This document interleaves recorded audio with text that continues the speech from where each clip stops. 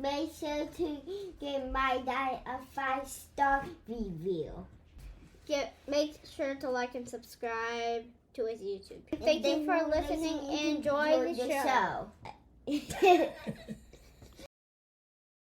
And it feels like if we get back to a place where guys like yourselves who disagree on some of these political issues, but who agree entirely on the how, and you treat one another in a certain way because it is how you are commanded to treat one another, boy, that would be a big step in the right direction. Hey, welcome back, Faithful Politics listeners and viewers. If you're watching us on our YouTube channel, I am your political host, Will Wright, and I am joined with your faithful host, Pastor Josh Bertram. How's it going? Doing well, thanks. And this week we have with us Tim Alberta. He's a staff writer for The Atlantic, the former chief political correspondent for Political, and has written for dozens of other publications like the Wall Street Journal, Sports Illustrated, and Vanity Fair. But this week we are talking with him about a new book that he's got out called The Kingdom, the Power, and the Glory, American Evangelicals in an Age of Extremism. So welcome to the show, Tim. Thank you guys for having me. Yeah, it's our pleasure. And I have to say just at the top, I'm a big fan of your work. I've been a regular reader of all the things you've written, and especially the things that you write about in the faith and politics space. So I'm just so happy that you can be here to kind of chat with us for a little bit. But I do want to get into, kind of your journey to write this book. I mean, the book is just phenomenal. I mean, it really is. It's like with everything from like the prologue. I mean, the prologue actually got me hooked, which is sort of a weird thing when I read a lot of really prologues. So maybe you can share with us kind of your personal journey on how you got to a place where you wanted to write a book, The Kingdom, the Power, and the Glory.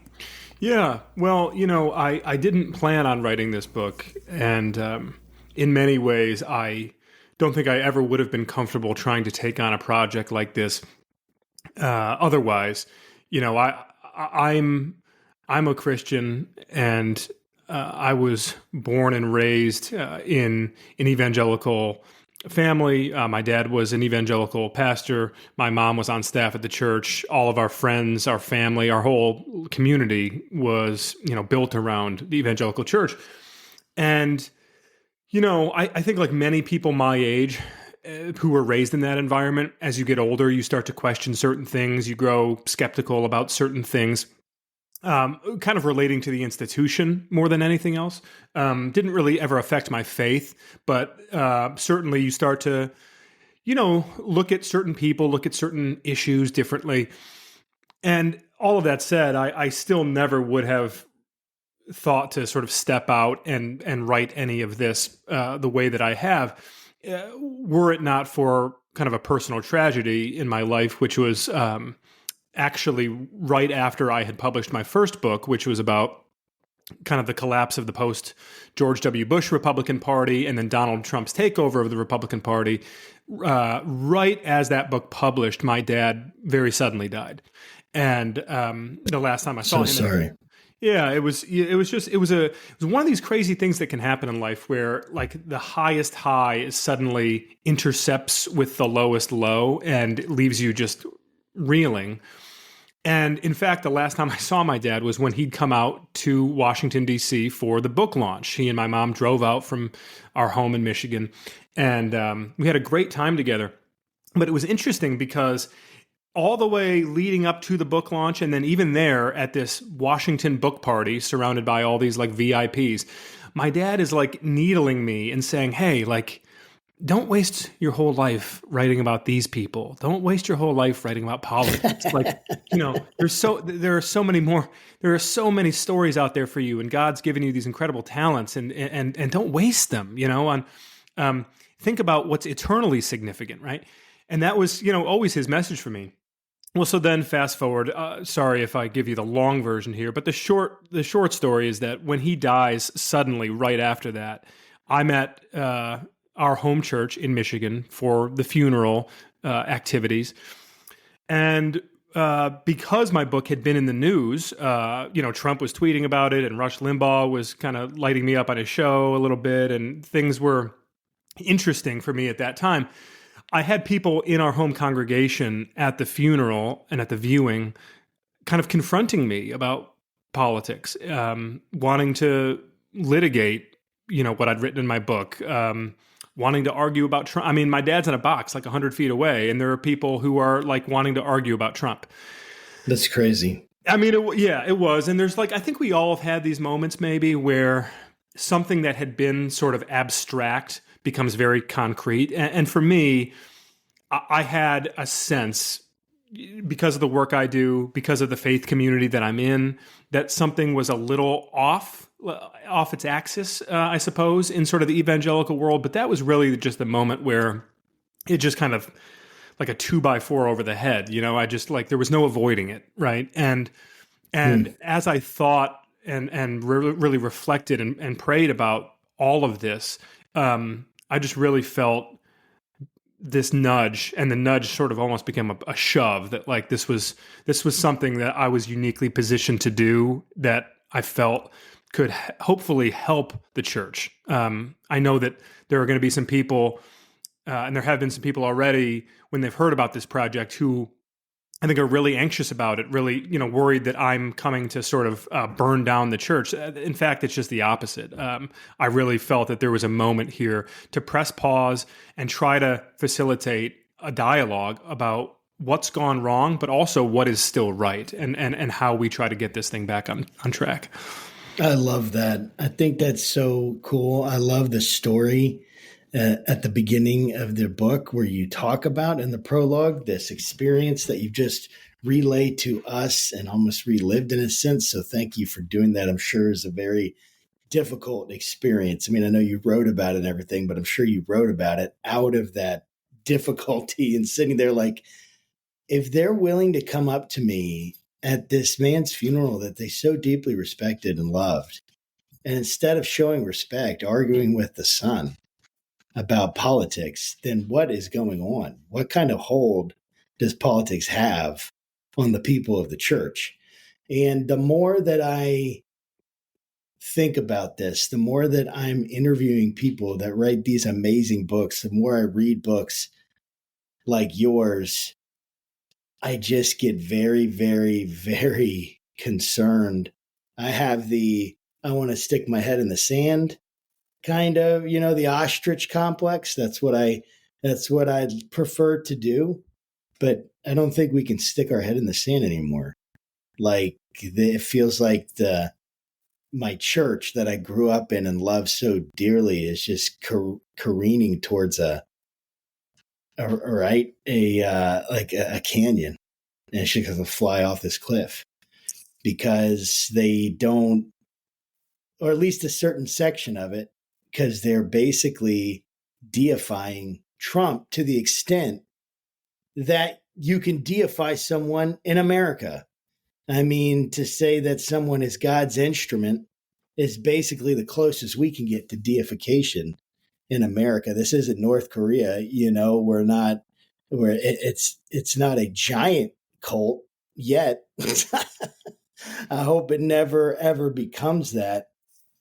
But I got to take a step back, and you can, and Tim, I got to say, I resonated so much with your book, with your thought process, with the just feeling like things are so off, like what is going on? Almost feeling like there's so many things that are about us so much. I can't recommend it highly enough, and I'm excited we get to talk about it, and I want people to buy it and read it.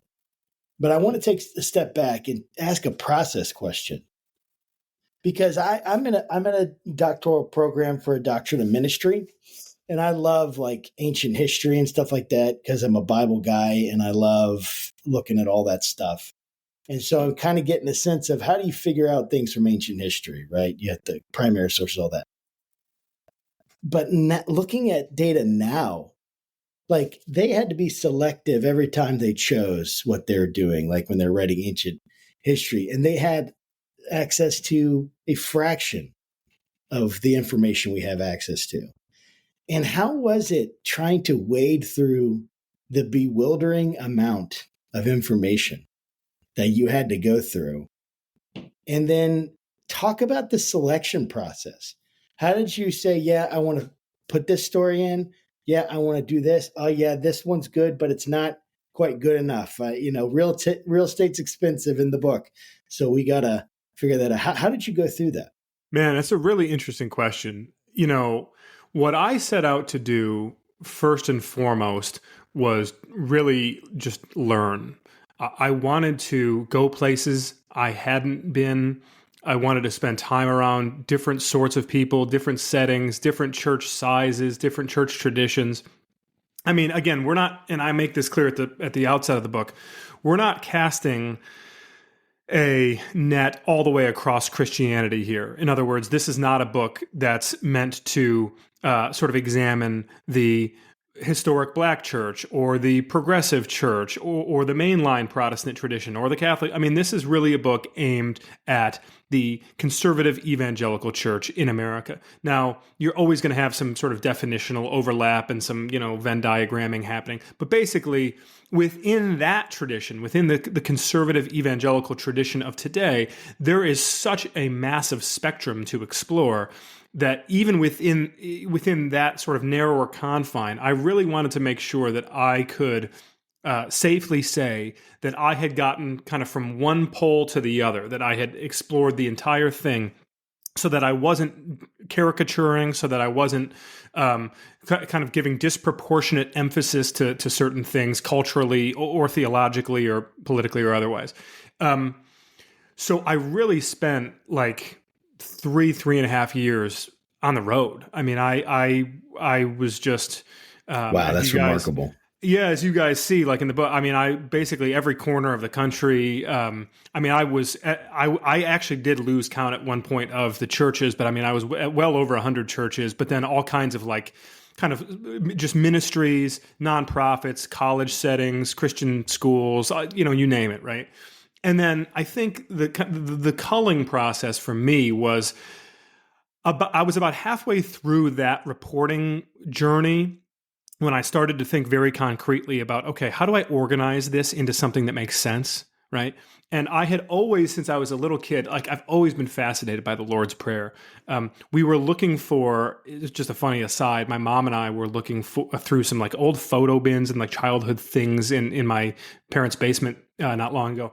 And I actually found this picture I'd drawn of my dad. I must have been in the pews as like a 7-year-old on a Sunday morning. And I drew a picture of my dad preaching and then wrote the Lord's Prayer underneath it and underlined the kingdom, the power, and the glory. So I started thinking about that phrase, the kingdom, the power, and the glory.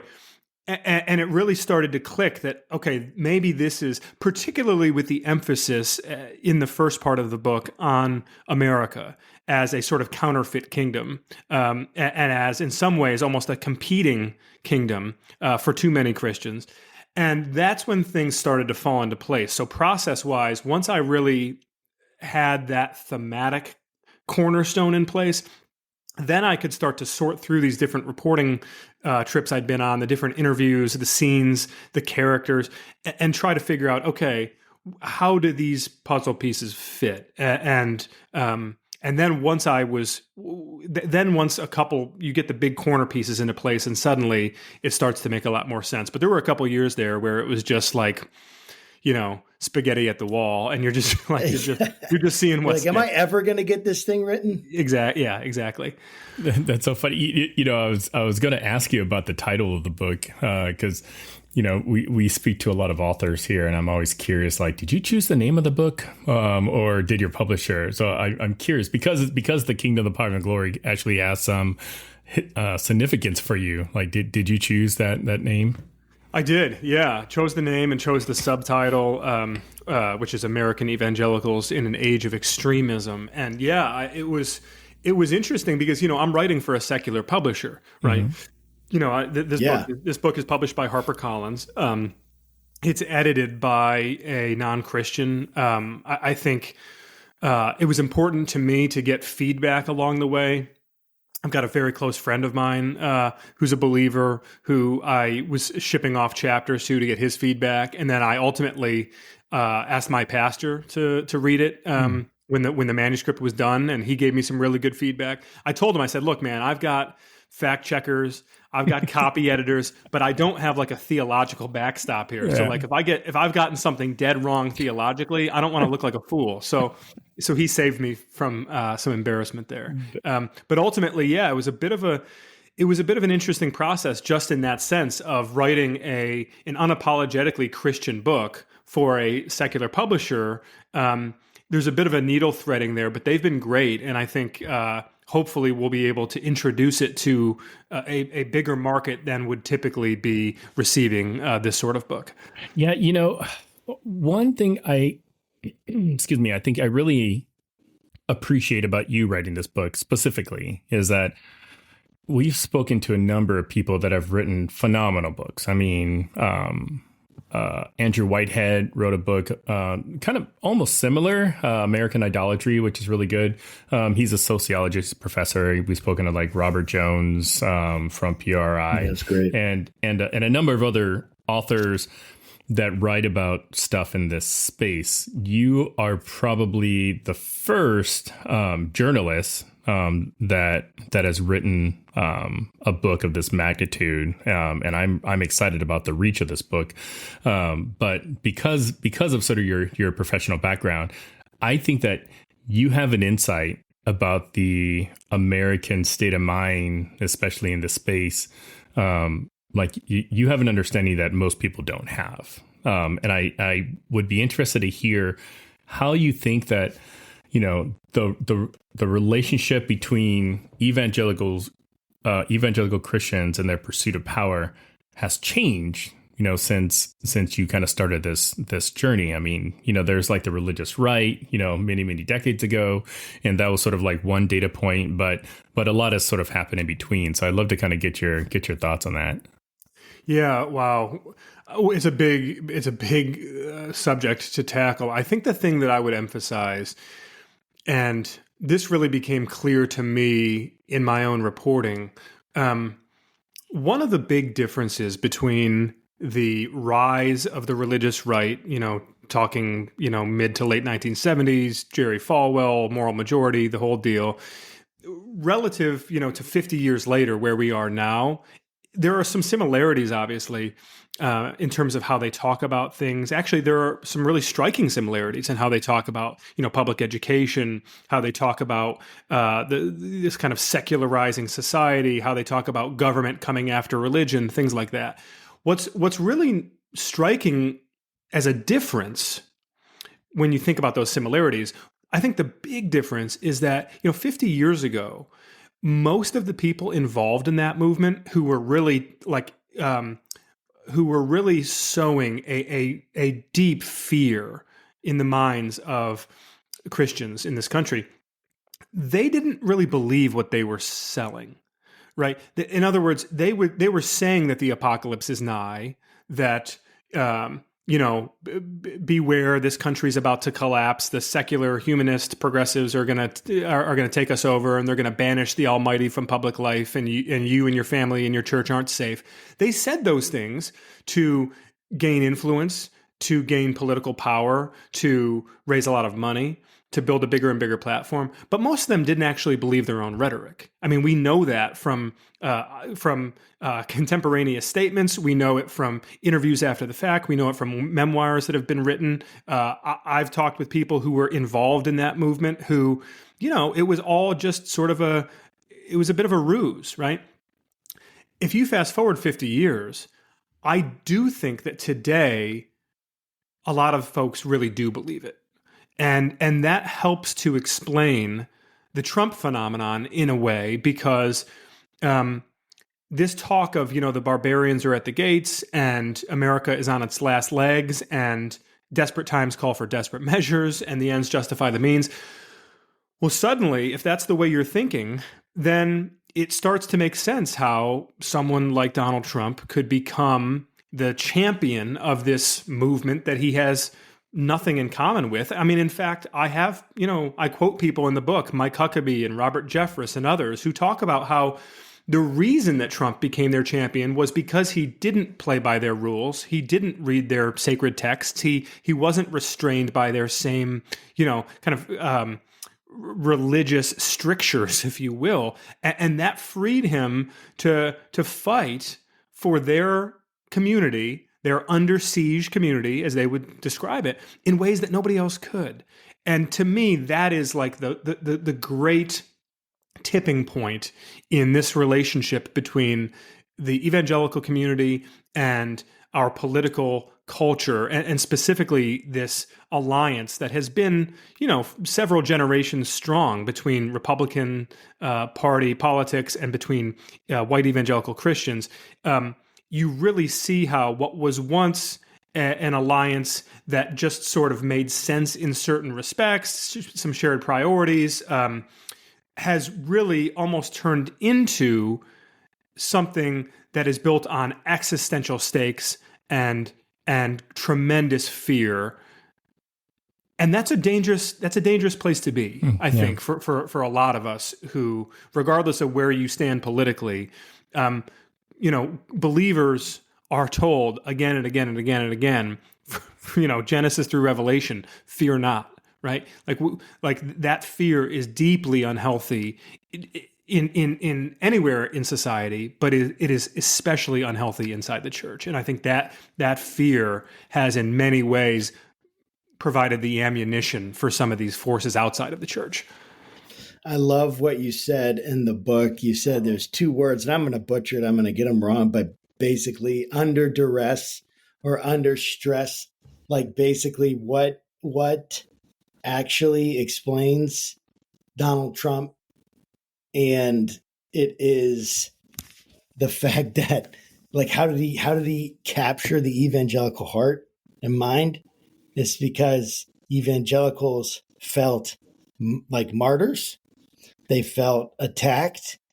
And under the Obama years, especially, I just remember just getting really starting, even looking into politics. Obama got elected when I had just graduated. I remember going to one of his I remember going to one of his rallies, and I was literally sitting there, and I'm in college at the time in Pennsylvania. He was on a train tour, and he came in, and I saw Obama speak, and I was like, I got to do this. Like, if he's the first Black president, I need to be there. I need to see it. I need to, be a part of it.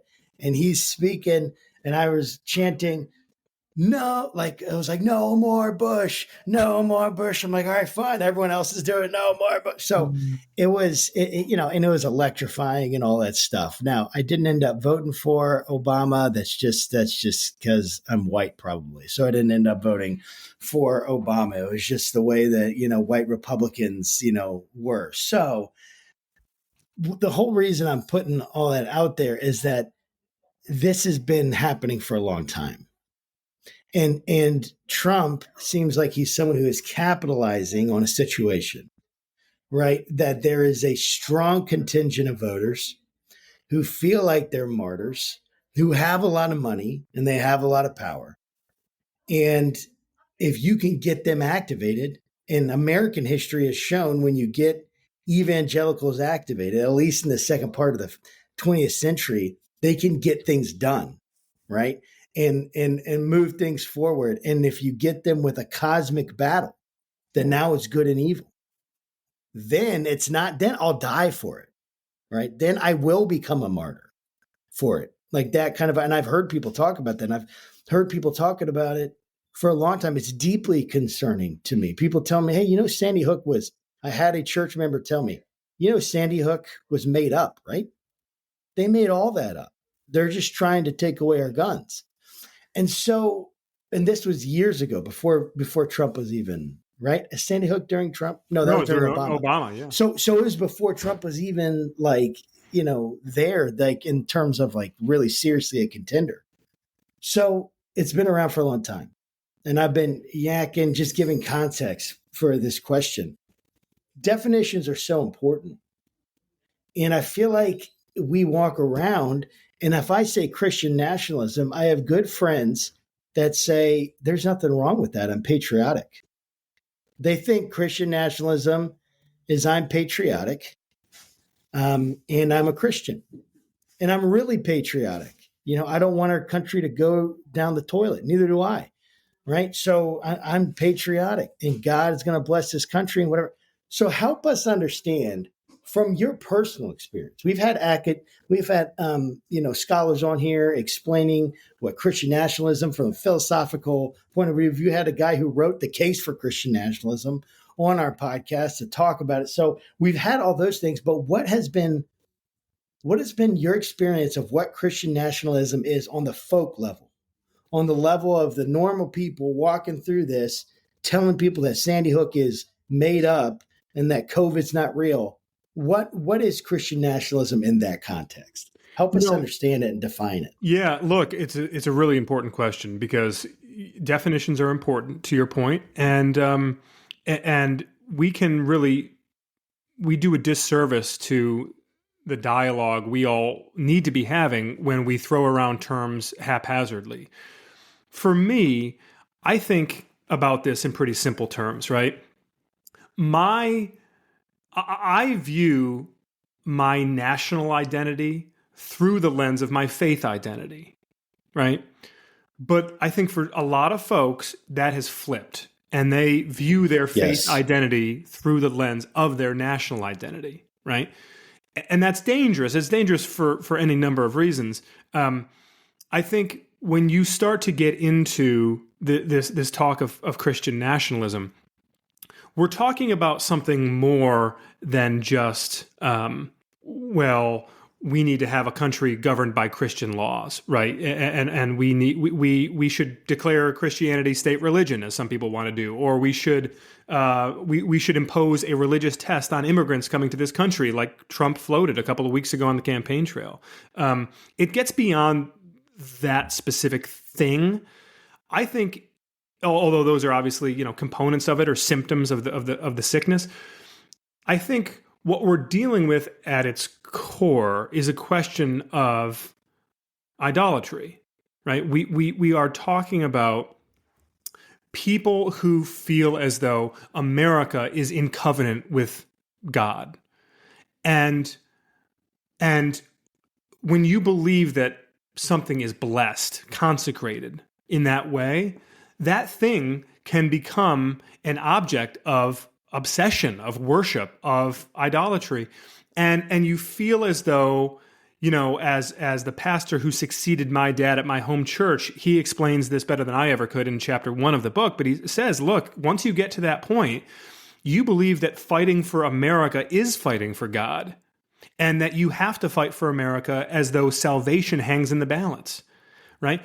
And that is a complete misreading of Scripture. And I think we have to say this plainly, right?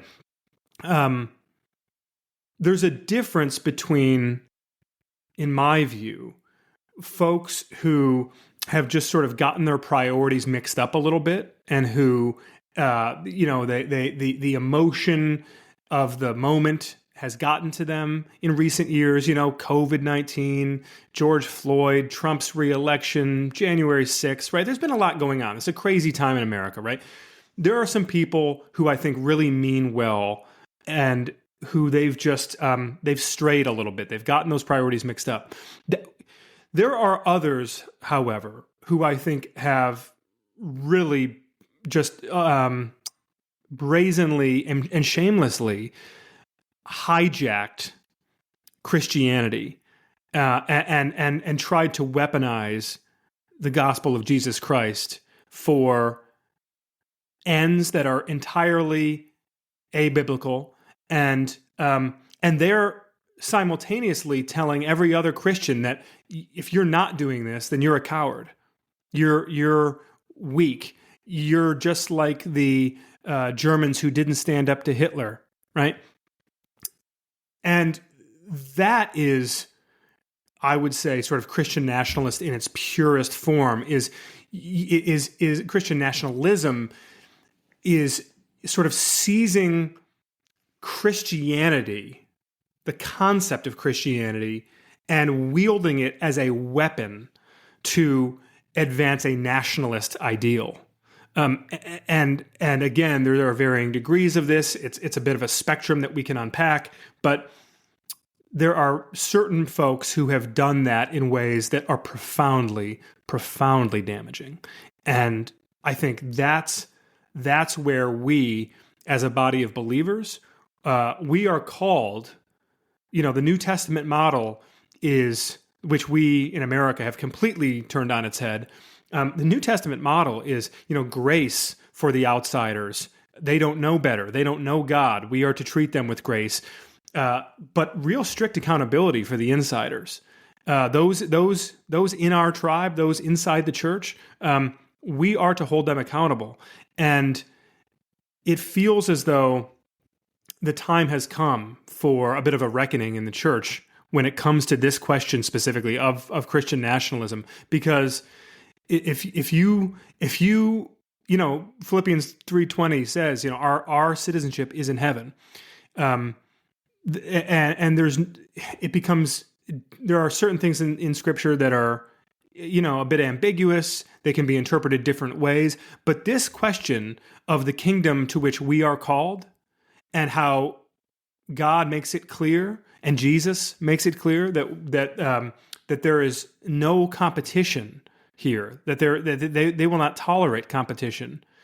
So we either belong to that kingdom to which we are called, or we belong to this kingdom ultimately, but it can't be both. There's no dual citizenship here. It's not an option.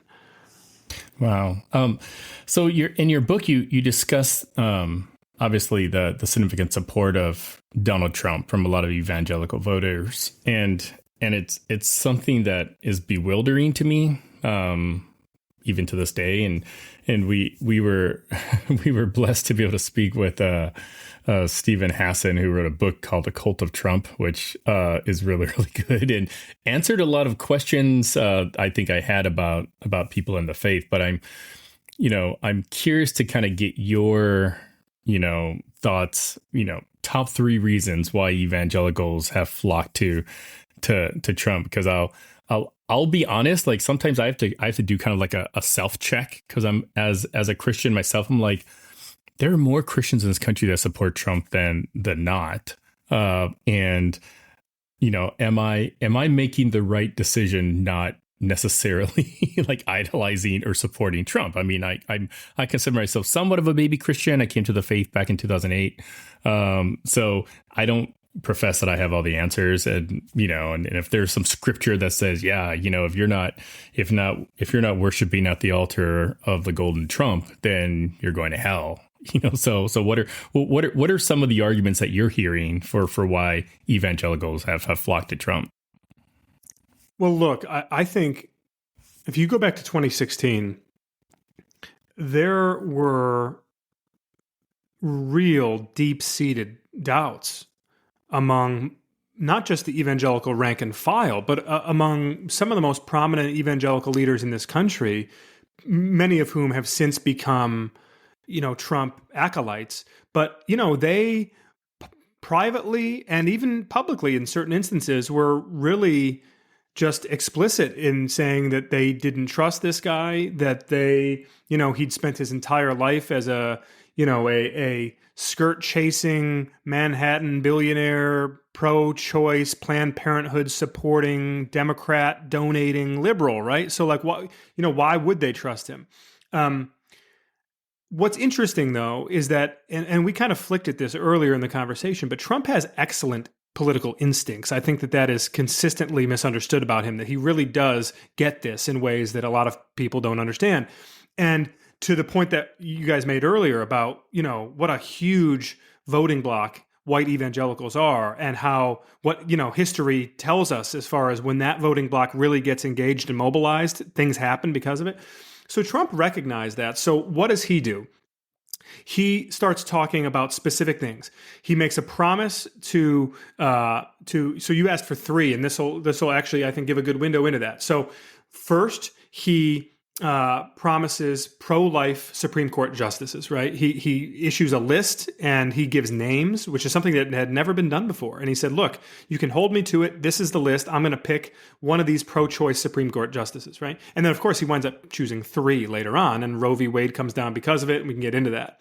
Number 2, he starts talking about the Johnson Amendment. Now, for those of you listening who grew up outside of the evangelical bubble, this idea of the Johnson Amendment might sound completely foreign. The idea basically is that, for many generations, there's been a fear in the evangelical community that this amendment signed into law under Lyndon Baines Johnson in his presidency would allow the government to come after churches that engage in political speech from the pulpit, right?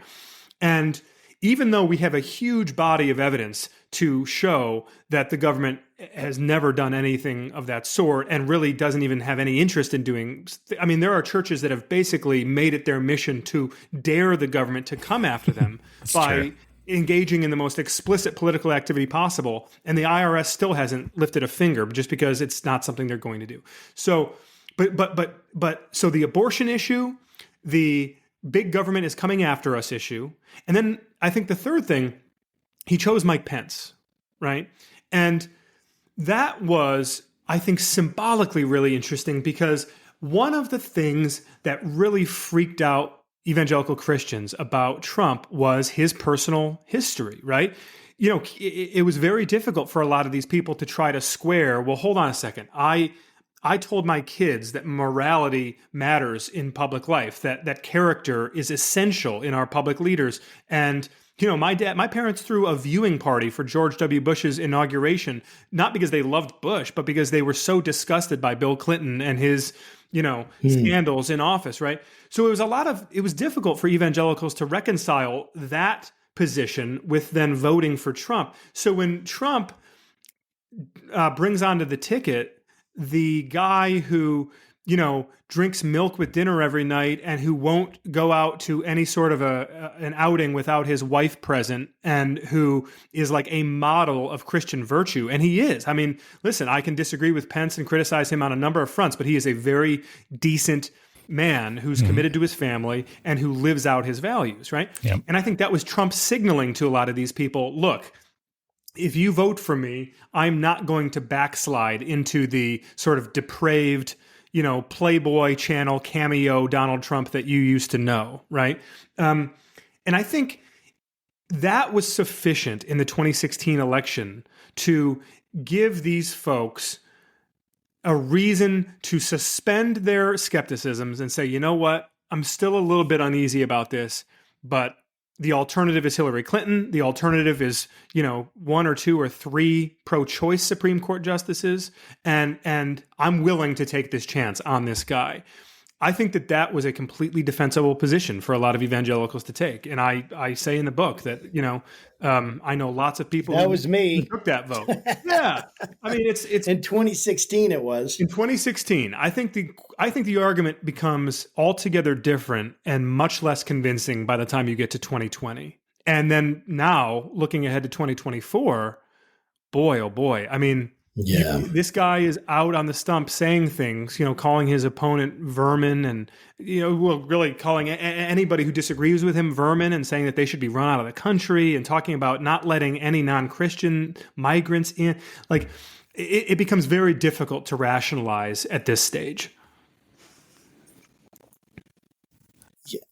Yeah, that makes so much sense. Sorry, I blanked there for a second. Let me mark that.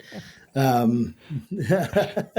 me mark that, Will, so you can. Sorry, I went on such a tangent there. No, dude, it was so good. Well, what happened was like you made me think of something, and so I went and I looked at it. I'm like, oh, maybe I can look this up real quick. And then you were done. I'm like, oh crap! And Will said, hey, it's you, and so I was like, oh no. So let's go to COVID-19 for a second, okay? So when COVID-19 came out, all of us, right, we're just in this, like, almost like this, we're in like a different world kind of thing. Like, what is this place? Like, why, in India, like you could see the sky again because no one was driving. And so there was no, pollution. And so they literally could see the clouds again for for a few days because of the lack of pollution and all this stuff. And so that's then maybe a nice part, but then we're all freaked out. We don't know what's going on. But it never once occurred to me that it wasn't a real thing. and that it wasn't a real virus, that it wasn't a real disease, manufactured or not.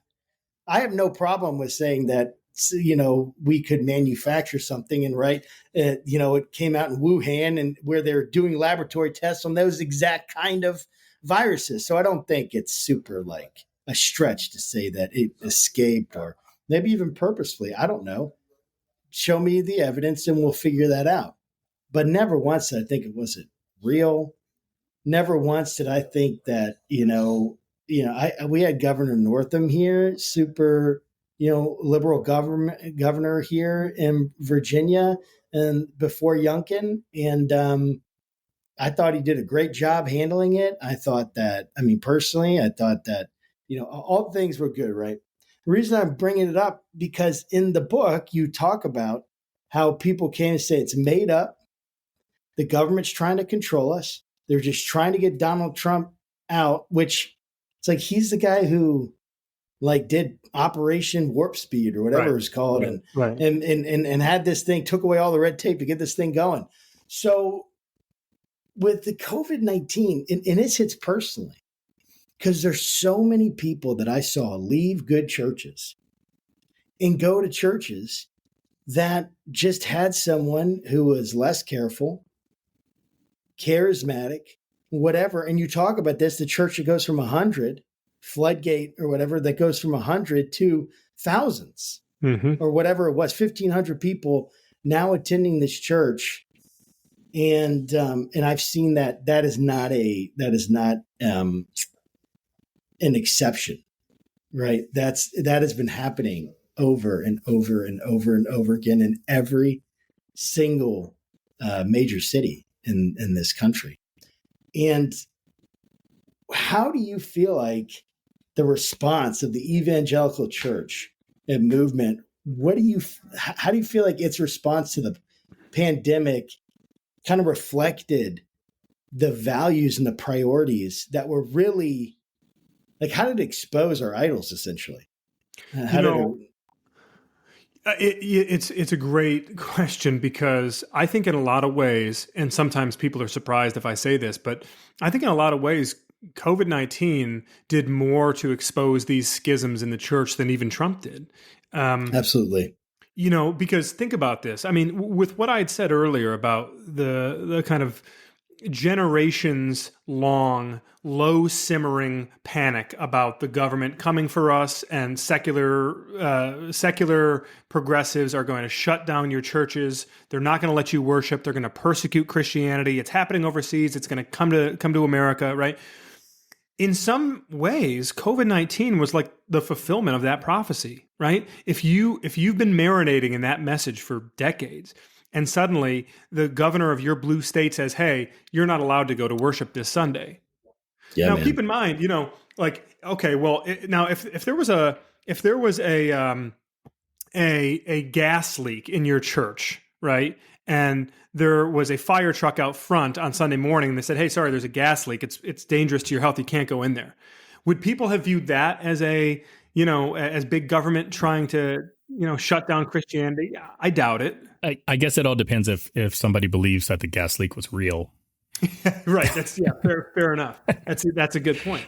But it's like in some sense, I think all of this kind of crazy rhetoric around Christianity under siege and we're being persecuted, which, by the way, it just completely, we almost obscure the fact that time and time and time again, Jesus, Peter, Paul, they're all like, yes, persecution, bring it on. That's you want a recipe for drawing closer to God and becoming a better Christian, be persecuted, right?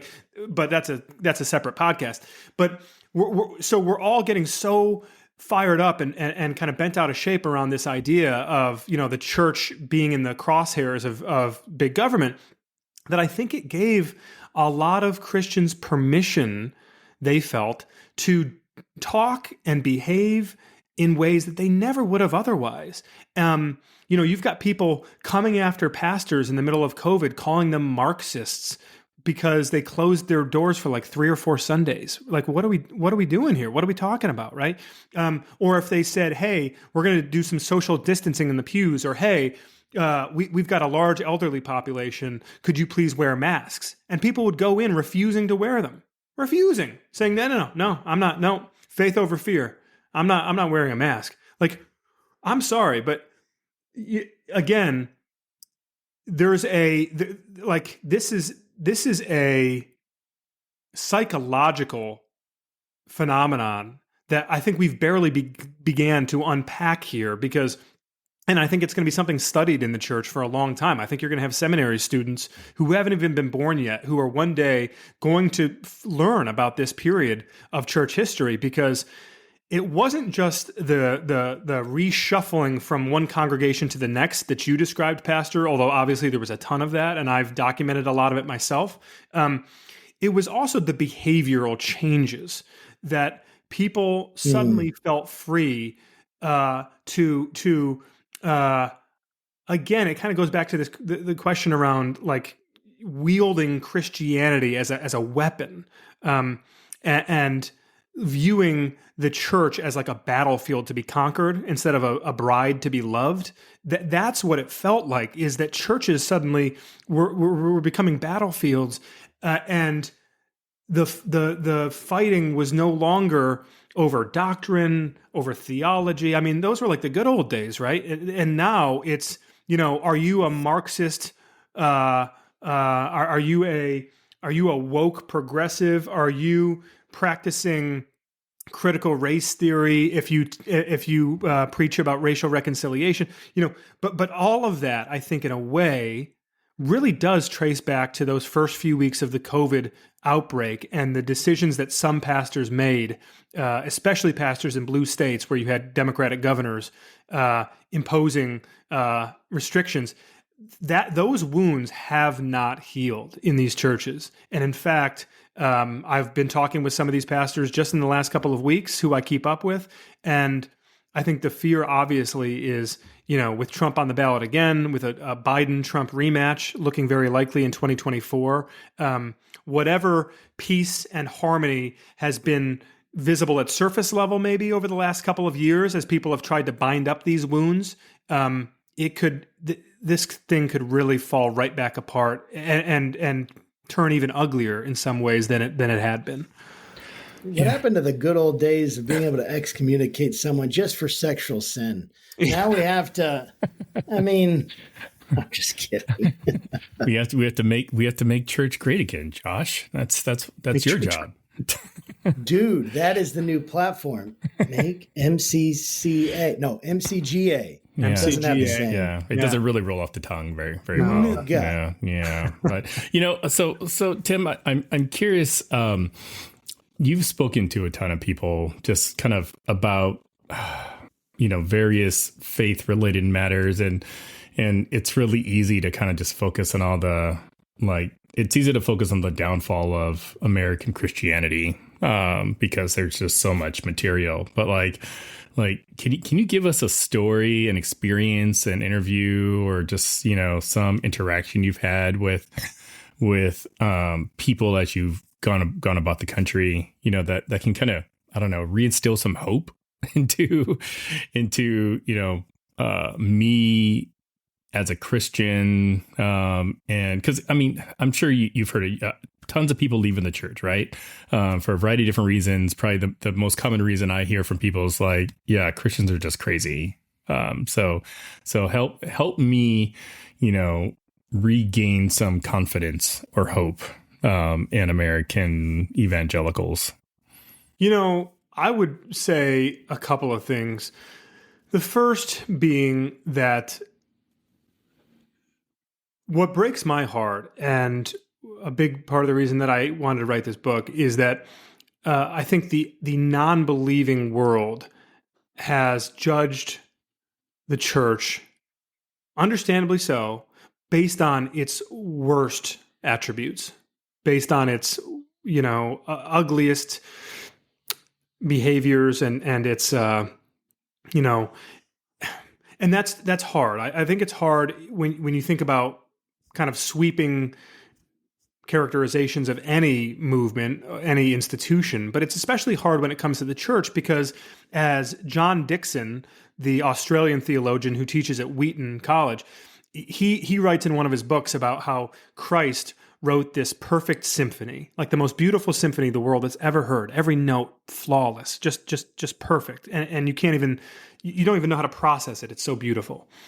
And then a bunch of us Joes on the street pick up our tubas and our trombones and we try to play it, and it sounds terrible. And people listening say, "Well, that symphony is terrible. That symphony stinks."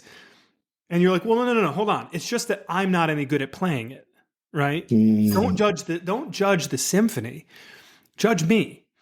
And I think making that distinction between those of us who are not always musically gifted versus the conductor and versus the symphony is really important.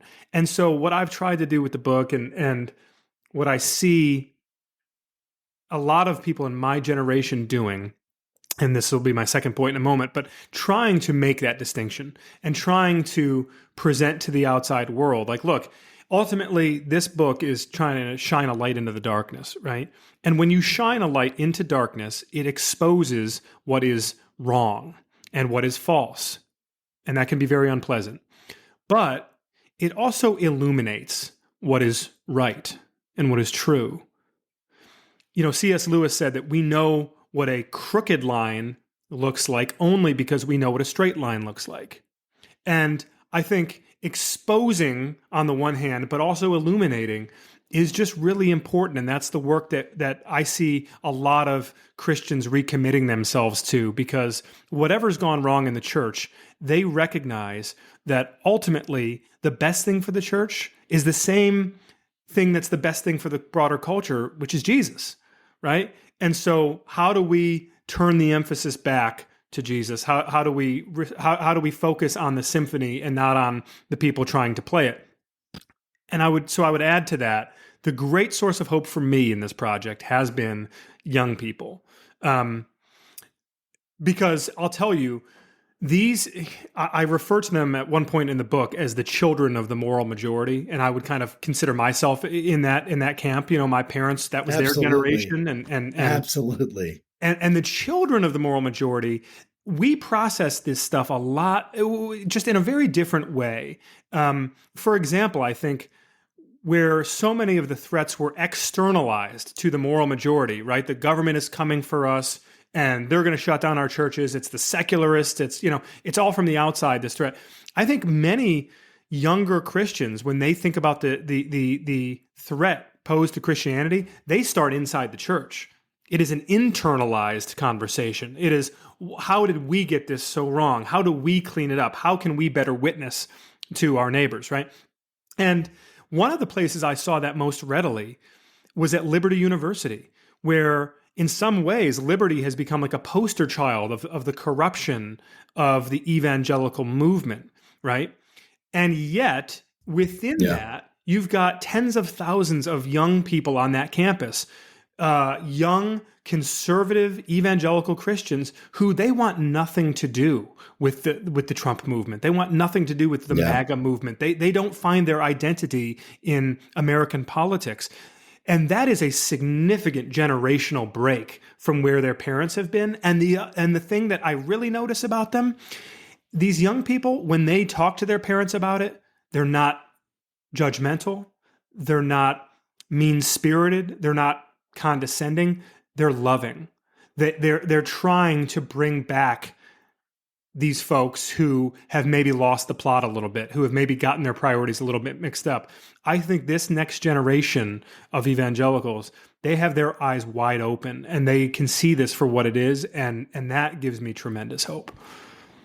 That's so good. I really appreciate you sharing that, Tim. So we're a podcast that's called Faithful Politics. I'm very good at observations and stating the obvious. And so when we have Faithful Politics, the work we're trying to do in connecting people with people who think differently, to be able to talk about it, to be able to work through some of these issues, to not, stray away from difficult questions. What would you say, or even recommend to even a podcast like us, on how to implement the spirit, maybe the methods, but even more importantly, the spirit behind what you're trying to get out in this book? How can we be a part of that light, that, the hope and that light that continues, even though maybe sometimes it looks small or whatever? Like, there are people, there's always a remnant, right? Yeah. Like God told Elijah when he was not happy about his life and wishing for death. He said, there's a remnant. So what do you say to the remnant? What are they supposed to do? Look, I would just say this. A friend of mine, Curtis Chang, I don't know if you guys know Curtis, but, he's affiliated with the Duke Divinity program. He was a pastor himself. He now works as a consultant, but very involved in evangelical spaces. And he has helped to launch this project called the After Party, which is really aimed at rethinking how Christians engage with politics. And one of the things that Curtis has said from the jump that really strikes me is that, listen, when we read scripture as believers, there is some wiggle room on questions of who we vote for, what policies we support, right? But there's no wiggle room at all on the question of how. How are we to conduct ourselves, right? And so if you just use the how as a benchmark, if you read the Gospels and you listen to the ways that Jesus instructs his disciples and his followers to interface with people that disagree with them, with people who treat them terribly, with people who outright persecute them and want them dead, the how in that is so straightforward. There's no ambiguity. It's love, it's grace, it's forgiveness. And I feel like the great irony in this whole conversation around the sort of unraveling of the evangelical movement and this sort of idolatry complex taking hold, and this barbarians at the gate mentality that gives a permission structure for us to treat people terribly and abandon all Christ-likeness that we have learned. The answer to all of that is right there in Scripture. Like, we don't have to look far, and we don't have to reinvent the wheel. Like, read the Gospel of John. I like, if you get in your car for an hour-long ride and you pull out your Bible app and just listen to the Gospel of John, like, it is so striking how clear that message is. And it feels like if we get back to a place where guys like yourselves who disagree on some of these political issues, but who agree entirely on the how, and you treat one another in a certain way because it is how you are commanded to treat one another, boy, that would be a big step in the right direction. Wow, that's so cool. There's this this Christian organization, or this Christian guy who runs this like homeless community in Texas somewhere, and he was interviewed by somebody a couple years ago, and he said, yeah, even though we're Christian based, we don't allow proselytizing at all, kind of within sort of the center. He's like, but I do think that we should evangelize and we should preach the gospel on a daily basis, but only in unique circumstances should we use words. And I think that, like, what you've done with the writing of this book and just sort of, I don't know if you want to call it a ministry, but just out there talking to people, I think really, really captures the essence of what he said, because I think that you're doing more for the Christian faith by, one, exposing maybe just like bad behavior, and then two, just showing that God can love in ways that may not necessarily be representative of what we see on TV or we hear on, certain news channels or whatnot. So I just want to really just thank you for all the, all the work that you put into this book. I'm sure it was really difficult. And I just, I guess moving forward, like how can people get a hold of your book?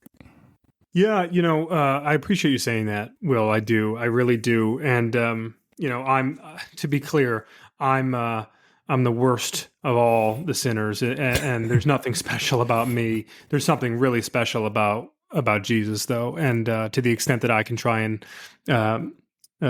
be like him and share that with people, that's my mission. That's my ministry.